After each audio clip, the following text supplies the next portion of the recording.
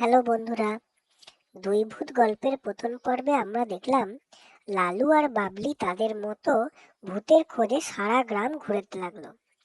কিন্তু সারা গ্রামে কোনো ভূত দেখতে না পেয়ে তারা ঠিক করলো যতীন মুসুদ্দির বাড়ি গিয়ে বসে থাকবে, আর যতীনের আত্মা শরীর থেকে বেরোলেই তাকে বগল দেওয়া করবে। যতীনের আত্মা শরীর থেকে বেরোলো তো বটে, কিন্তু লালু আর বাবলির হাত ফসকে উড়ে গেল। এই পর্বে চলো আমরা দেখে নিই যতীনের আত্মা শেষ পর্যন্ত কোথায় গেল। ওই দেখ বাবলি, যতীনের আত্মা গণেশ গায়ের বাড়িতে ঢুকলো। ছোট আড়াল থেকে দেখি বেটা আত্মারাম খাঁচা ছেড়েই গণেশের বাড়ি গিয়ে কি করছে। এসেছিস যতীন? তোকে নিয়ে ৭,৭১৫টা হলো। যা তো, টুক করে সোজা উপরে চলে যা। তোর জন্য বোতলে মলম টলম লাগিয়ে রেডি করে রাখা আছে। উপরে গিয়ে টুক করে বোতলে সিদিয়ে যা দেখি। আর দুটো হলেই কেল্লা ফতে। পরশু ঝুনঝুনওয়ালা লাখখানেক টাকা নিয়ে আসবে। ৭,৭১৭টা হলেই লাখ টাকা হাতে এসে যেত। টাইফয়েড হয়ে 14 বছর আগে শয্যা নিতে হলো বলে লালু আর বাবলির ভূত দুটো হাতছাড়া হলো। নইলে আজকে আমায় পায় কে?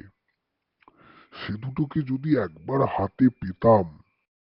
লালু, দেখেছিস ব্যাপারটা? দেখেছি রে বাবলি, কি করবি এবার? চ, ওপরে গিয়ে শিশিগুলোকে টান মেরে ফেলে দিয়ে ভেঙে দিই। তাই চ।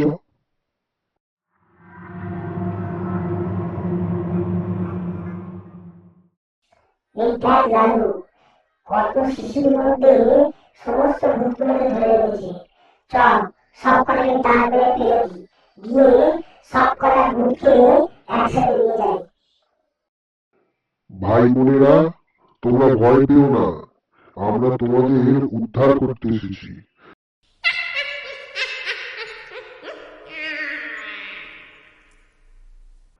এই যতীন, তুই বোতল থেকে বেরোলি কি করে? তোকে তো মন্থর করে দিয়ে বেঁধে রেখেছিলাম।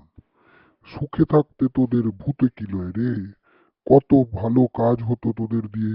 ঝুনঝুনওয়ালা তোদের নিয়ে তার আয়ুর্বেদ ওষুধের কারখানায় চোলাই করে কর্কট রোগের ওষুধ বানাতো।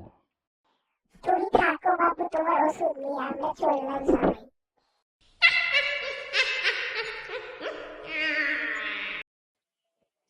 তাহলে বন্ধুরা, দেখলে তো কিভাবে লালু আর বাবলি গ্রামের অন্যান্য ভূতদের রক্ষা করলো গণেশের হাত থেকে।